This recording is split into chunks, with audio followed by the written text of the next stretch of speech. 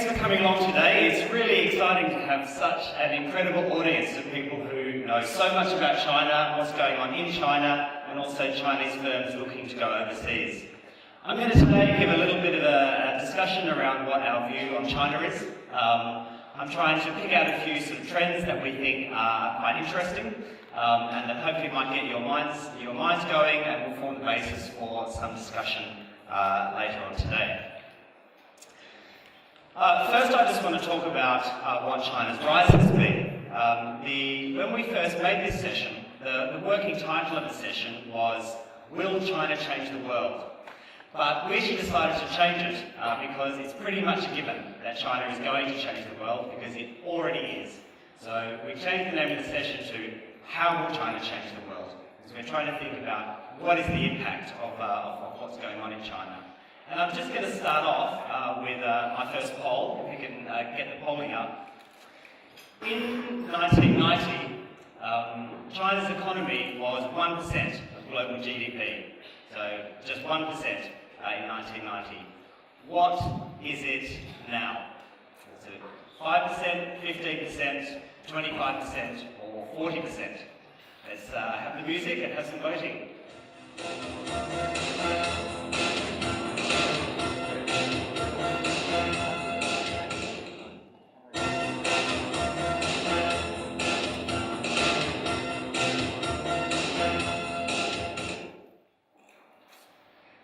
Continuing the pattern of the audience getting the questions pretty much right.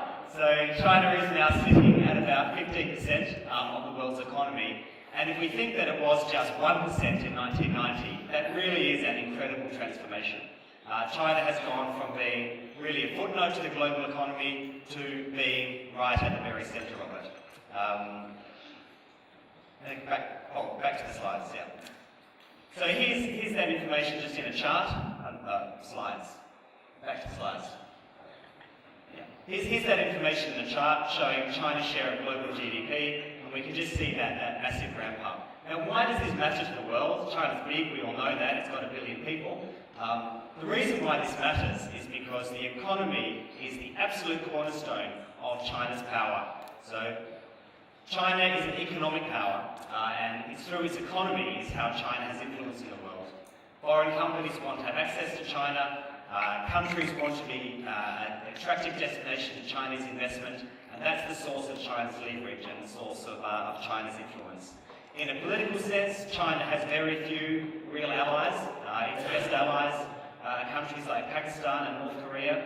China doesn't have the same level of international relations that a place like the US has, but through its economy, it is one of the world's most influential countries. China is making the world older and more middle income. This chart is just comparing income and demographics in Japan and in China. And what this chart shows is that China is actually getting older than Japan relative to its income.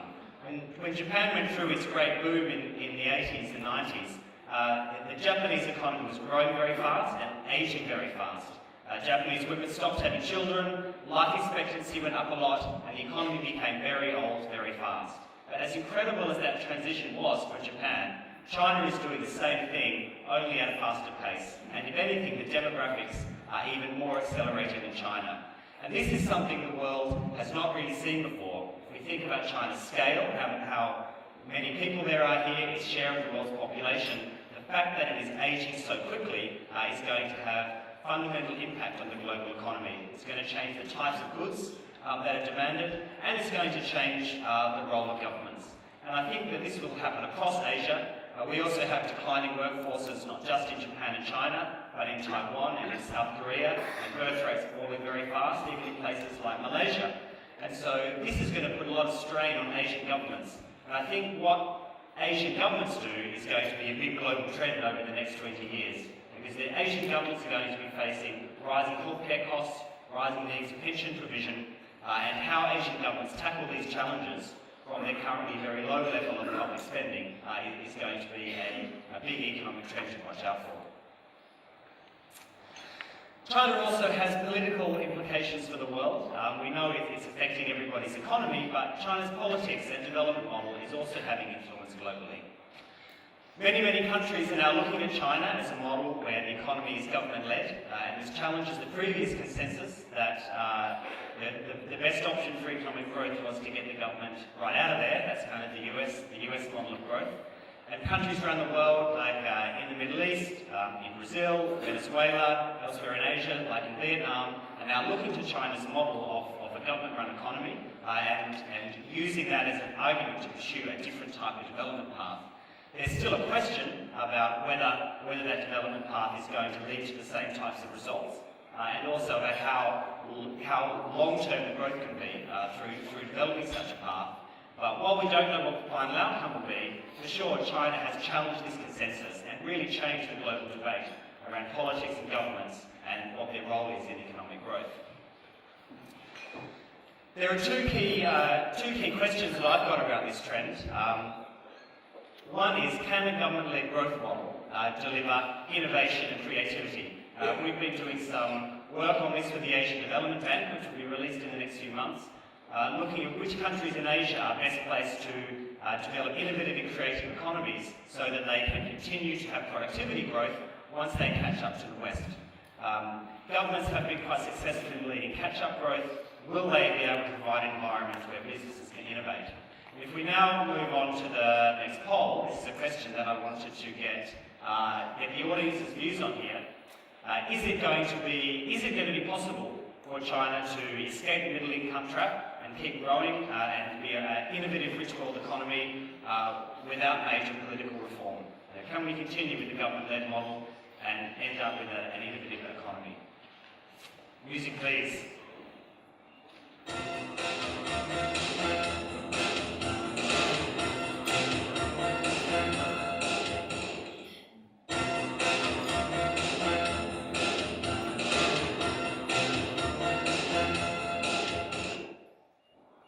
So I'm not sure whether the audience has got this right, because I've probably put myself in the C camp.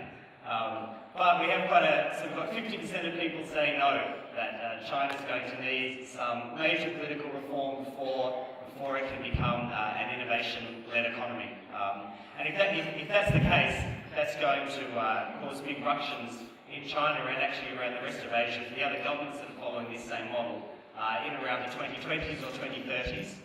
Once that big phase of catch-up growth does start to end. Back to the slides, please. Another area where China's rise has really changed the world is in manufacturing.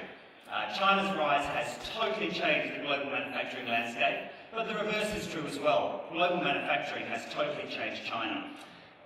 That decade of China's 10% growth, which turned it from a very minor economy into the world's most important, was driven by export manufacturing in China's coastal cities.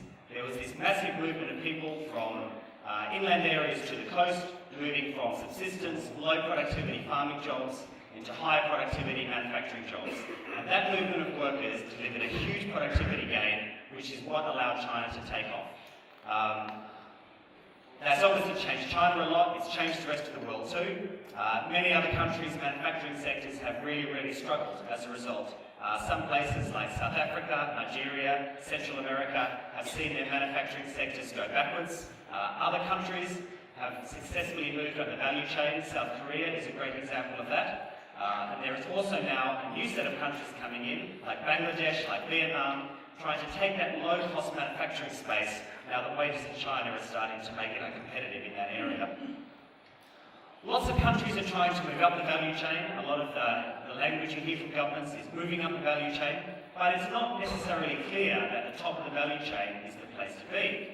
There's a really good example of this recently in Indonesia, where the government has passed laws restricting the export of minerals because they're trying to encourage mineral processing at home. Now, many people in this audience will be familiar with industries like steel and aluminium, not just in China, but also globally. They're not very profitable. Both those industries, on average, have been loss-making over the last 5 years, whereas mining has been extremely profitable. And my home country of Australia has done very well by being at the bottom of the value chain, mining iron ore, mining bauxite, and sending it elsewhere for other people to lose money by processing it. So in value chains, it's important to think about where the value lies along each level, and it's not always just at the top. And some big questions for the global economy moving forward are, how will global value chains change? Wages in China are rising. This is going to change the location of manufacturers. There are other big trends, such as supply chains becoming shorter, wanting to be closer to consumers, and some reshoring taking place. Which countries are going to be where in the value chain? Manufacturers from China, looking elsewhere, looking to Vietnam, looking to Bangladesh or Indonesia to send some low-cost manufacturing, and then also China then trying to muscle in on the grounds of countries like South Korea and get a space in the more profitable areas of manufacturing. Here's a chart just showing what's gone on over the last 10 years. This is industrial production growth from 2003 to 2013 for some of the world's big manufacturing economies.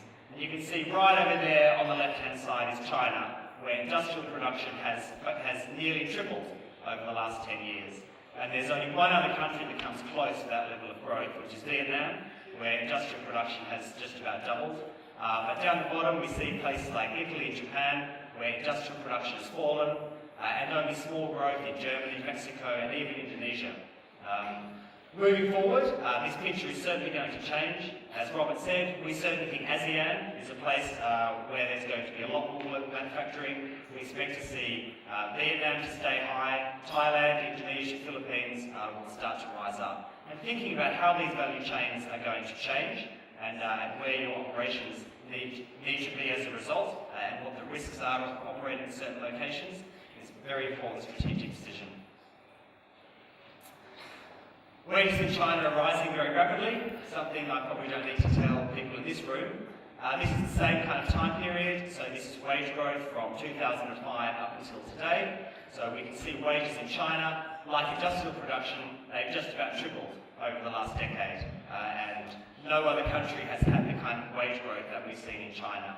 Some of the other big emerging markets, Turkey, South Africa, Brazil, India, they've had wages rising quickly, but not nearly as fast as in China. Whereas conversely down the bottom, we see US, Germany, and interestingly Mexico, an emerging market, with very, very low wage growth. This has changed the differential of manufacturing in China versus in other places. It means that manufacturing that relies just on low wages is less and less relevant for the Chinese economy, and productivity is more important. And moving forward, productivity is going to be a critical factor for the Chinese manufacturing sector to think about, because that's where China is going to retain its competitive edge. And we actually think that despite wages rising so quickly in China, we are quite bullish about our forecast of productivity growth. And we see China, as well as having some of the fastest wage growth, also having some of the fastest productivity growth. So this will mean that China is not going to become uncompetitive. The story that China will no longer be a place to manufacture is not true. But what it does mean is that different types of sectors are going to be at the forefront in the future. And companies that are going to be successful in China are going to be those that are able to increase their productivity growth, so they're getting more out of their workers at the same time as those workers are getting more expensive.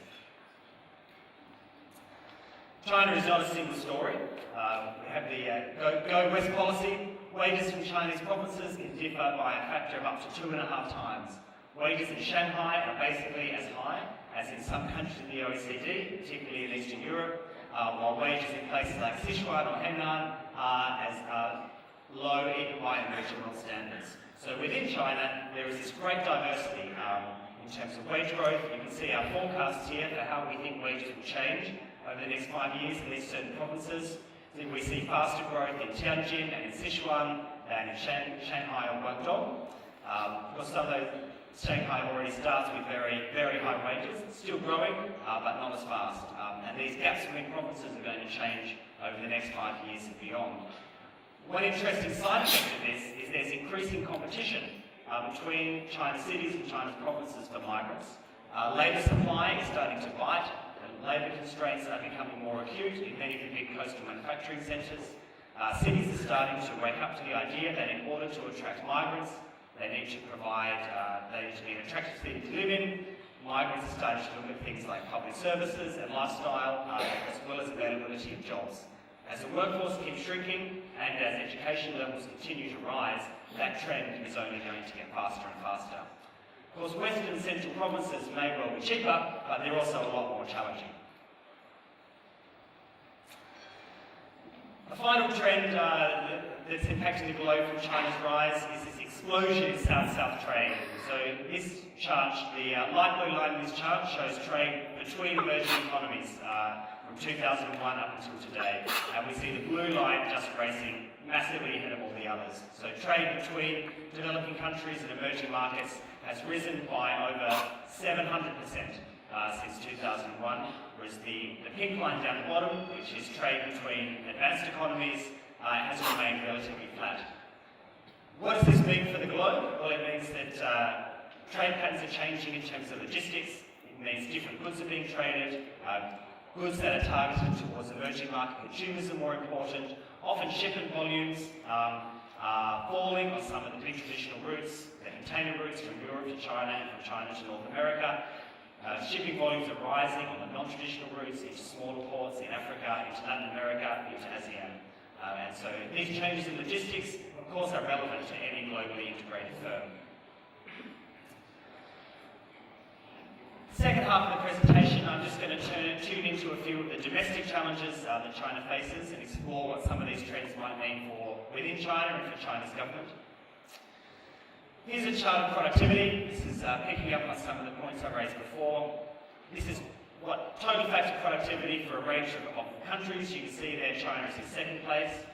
Productivity is the output that you get once you account for how many workers you're using and how much capital and equipment that you've got. So it's given what your inputs are, how much do you make out of them? Those countries that can make more with less are more productive.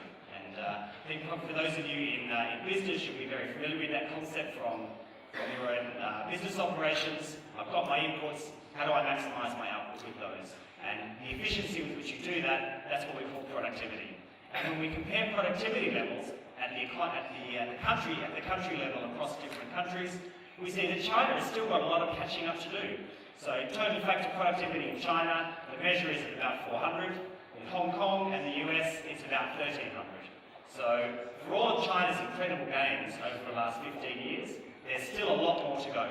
And improving business processes, improving the efficiency with which resources are used, improving the productivity with which we make use of our human capital, investing in the right types of equipment and buildings and plant, that can still bring a lot of growth to the Chinese economy. And this is one reason why at the EIU we are still confident about the future of the Chinese economy, because catch-up growth is not over. Even just by copying existing methods, using production processes that are already known, that are already used elsewhere, methods that are already understood, China can still double or triple in size. That's before we need to start innovating, before we need to start perhaps having the new political system that half of you suggested that we might need before that can happen. Urbanisation is still going on in China. Phase one of urbanisation is over. So that's that big move from inland to the coastal cities that we talked about before. Now urbanisation is in phase two. It's now about the quality of urbanisation rather than just the quantity. Cities are now competing for migrants. We have slower headline growth. We have rising wages, shrinking labour forces. What does that mean? It means incomes are going up. That's the flip side of rising wages. It means that cities are now having to compete for migrants, and businesses are now worrying more and more about the infrastructure in the cities that they're investing in. And cities are acutely aware that in order to attract business and to attract migrants, they need to have the right types of services and the right types of infrastructure. And making sure that provincial and city governments get that right is going to be a big driver of the growth prospects. There's reform of the one-child policy, there's potential reform of the food court system. There are big questions about how those will play out, whether they will affect demographics in a substantial way, whether they will affect people's migration decisions. We think that the effects will just be transitory, that there won't be big long-term impacts.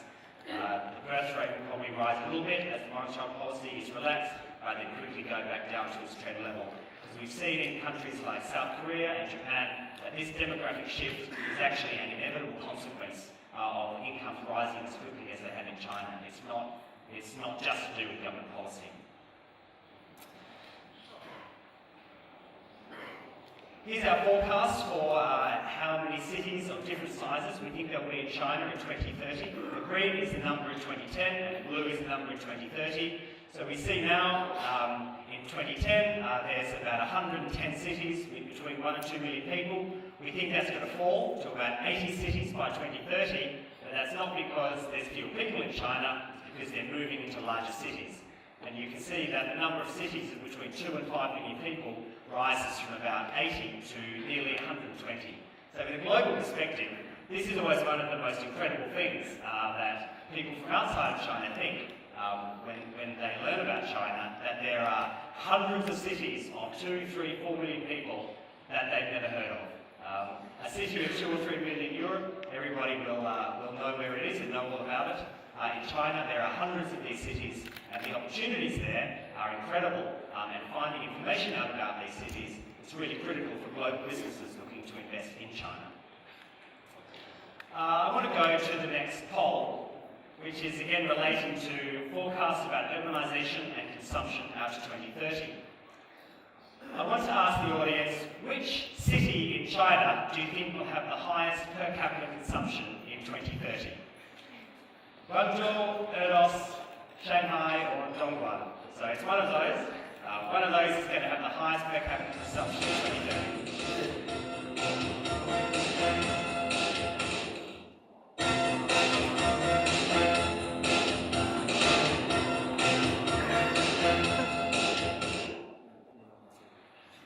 So in this case, we have a first where the audience is wrong. And the reason the audience is wrong is because the EIU, naturally our forecast is always correct. And our forecast is D. We think Dongguan will have the highest per capita consumption in 2030. Actually followed by Erdos, and Shanghai is ranked about number 10 out of China's cities. Of course, Shanghai still being a very wealthy place. Dongguan doesn't have quite so much of a rural hinterland as Shanghai has, which means the province, the city is more highly urbanised, that's going to make income levels higher within that city's boundaries. Back to the presentation. So here's our chart. Each green dot is a Chinese city. Along the bottom on the x-axis we have per head consumption, and on the vertical axis we have urbanisation rate. So we can see here one of the impacts of urbanisation, that as cities have a higher urbanisation rate, they tend to have higher per capita consumption. Urban consumers are wealthier, they interact in different ways together, they tend to be more entrepreneurial, and this has an impact on consumption and growth. So we can see over on the right-hand side, Dongguan, Erdos and Guangzhou all having very high per capita consumption levels. And actually I didn't reference Shanghai on this chart, but it's very close to where Hefei is, if you can see that just on the top, on the right-hand side. So there's our forecast for 2030 about where different cities will be. We can see there's a huge dispersion within China. So knowing what's going to happen in each city in terms of demographics, in terms of income, between now and 2030 is going to create a whole lot of different business opportunities. And there'll still be significant opportunities in those cities where consumption is lower. It's just that the opportunities will be different with different types of goods, and consumers will be looking for different types of products. I think one big trend in China is that improving efficiency and using resources in a smart way is going to become big business. This is related to the point about productivity. Resource demand is going up. China's driven a huge global commodity boom, a commodity super cycle where prices have risen at an incredible pace. Even though prices for things like steel or iron ore have fallen over the last 2 or 3 years, they are still very high in historical terms. And this is driven by huge use in China. China's use of natural resources is actually very, very inefficient. So for a given unit of energy, think about the energy sector, Japan produces around 10 times more GDP for a unit of energy than China does. So China could produce what it produces now in its economy using only 10% of the energy that it uses if it had Japanese levels of efficiency. So the scope for using resources in a more efficient way is massive, and there are going to be big cost savings available to the economy through pursuing those, particularly as things like the environment move further up the government's agenda and policies in China change, utility rates become higher, prices for water and electricity start to rise, and there's more awareness of the negative side effects of things like burning coal. There'll be more pressure on business to use resources efficiently. Government will set up incentives for that to happen, and that is going to create billions and billions of dollars worth of business opportunities. Finally, just to mention a few of China's international to-do list. China still doesn't have a clear idea of what is national self-interest on the international stage, where it should intervene, where it should not, and how one can be a good global citizen, how pursuing one's own interests are related to pursuing the interest in amongst and between other countries. We think that multilateral bodies are going to become more important. China is fighting for a bigger role in those, but it's partly struggling because it's also not willing to engage and have the same level of international responsibility that's going to come along with international influence. So watching how that develops in Chinese foreign policy is going to be very, very critical. Soft power is becoming more and more important. We mentioned at the beginning, China has very few real allies, so building some more genuine allies, especially amongst countries that are more influential, moving beyond the Pakistans of the world, that's going to be an important thing for China to address as well. And finally, there's a really interesting trend going on in China, this incredible balance of opening the capital account and floating the RMB, and there's a whole lot of, it's a seesaw. The government needs to liberalise the capital account and float the RMB, but as it does so, it risks introducing financial instability if that happens too quickly and we have capital flight or maybe a lot of capital coming in. We need to liberalise interest rates so that consumers can savers can get a better return on their savings. That will increase consumption, that's a necessary step. But at the same time, as we raise interest rates, that raises borrowing costs, that's going to increase the number of loans in the banking sector that will go bad and increase the risk of a financial crisis. And so the government is really in this very, very difficult transition period, trying to balance the shift from investment and export-led growth into a consumption-led model of growth. We think on balance, we expect the government will be successful in doing it. There's going to be some serious bumps along the way. There's going to be some instability, there'll be some unexpected things, but at the end of the day, we do think the government is going to get that right. Watching how that happens is, I think, one of the most exciting things on the international stage over the next 5 to 10 years. I think we have one final poll.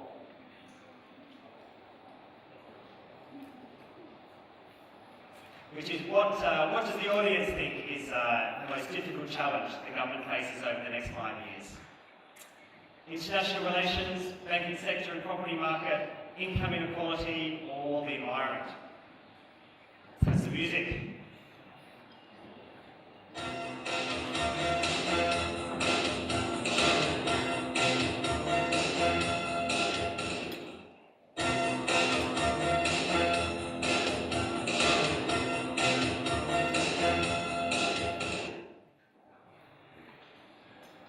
Alright, reasonable split there. So international relations kind of loses out as the most difficult challenge. But the other three all scoring roughly equal, but the environment just wins. But sanitary banking sector, income inequality and the environment are all shaping up as key issues for the government over the next 5 years. We have a couple of minutes for questions.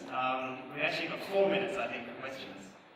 So if anybody has any thoughts they'd like to add in, then please raise your hand.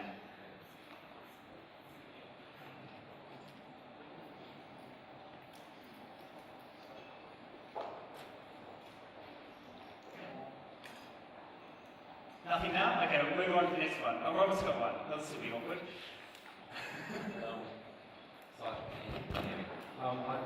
That was a very interesting poll, just the last one. And I was surprised that international relations were so low on the list. I think you were as well by what your reaction. Do you want to sort of maybe talk a bit about international relations with China? Yeah, I mean, I think maybe one reason why one could be sanguine about China's international relations is that its economic power is going to mean that other countries are less willing to have conflict with China. And also China's going to have more integration with the rest of the world, so that could potentially limit the chances for serious deteriorations in its relationships. However, I think Robert mentioned also about Crimea being a big geopolitical shift, and we are very worried at the EIU about East Asia, in fact, as one of the global geopolitical hotspots. We see East Asia as being an area where there is a reasonably high risk of conflict. Japan, South Korea and China in particular, and Taiwan, all have very difficult relationships with each other. There's a number of different conflicts in this region that have been simmering for a long time and that could easily spark off major confrontation. There are lots of entrenched interests in each of those countries around all these different issues. They're very difficult historical things to solve. And we do see a significant, it's not our core forecast, we do see a non-negligible chance that some of these different areas of tensions could turn into something more serious. And given now, with these massive economies, China, Japan, South Korea, tensions in this region will have massive consequences for the rest of the world. So I probably am a little bit more worried about international relations than that poll suggested.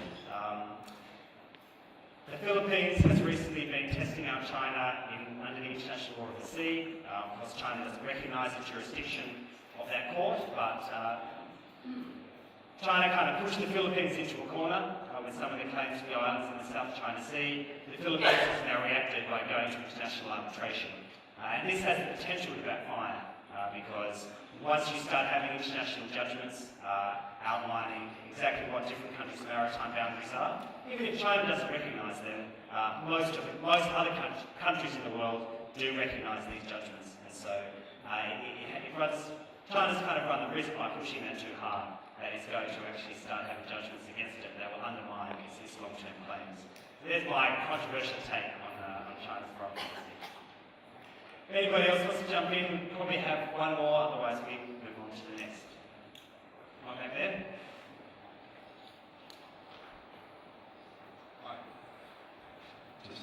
Hello, Brendan from the Australian Chamber of Commerce.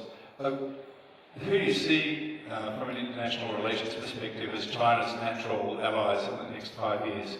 You know, we're surrounded by border disputes and trans-Pacific partnerships that exclude China. Who do you see as them signing up to? I think that is an open question, and it relates back to the fact that China doesn't have a clear view about what constitutes its interest on the international stage. So if we think about the United States, who are the United States as big allies in the region? It's market-led democracies, so countries like Japan, Australia, Singapore, Malaysia, they're the US's allies in this region. While China doesn't have a clear view of what its interests are on the international stage, it's not clear exactly who its allies are going to be. If it's going to pursue a set of allies who share a common kind of public sector-led growth model, you could be looking at places like Vietnam or Iran or Saudi Arabia as being allies. In fact, China's relations with all of those countries are difficult for one reason or another. So even amongst countries that have some elements of a like-minded attitude, China doesn't share all of their views, and it doesn't have a clear picture of which characteristics determine its allies. So I guess it's a bit unsatisfactory, but I don't have a direct answer, a list of countries that I think China should be going for. And the countries China should be going for depend upon what it ends up thinking its international interests are. All right, I'm going to finish up there and pass back to Robert. Thanks, everybody.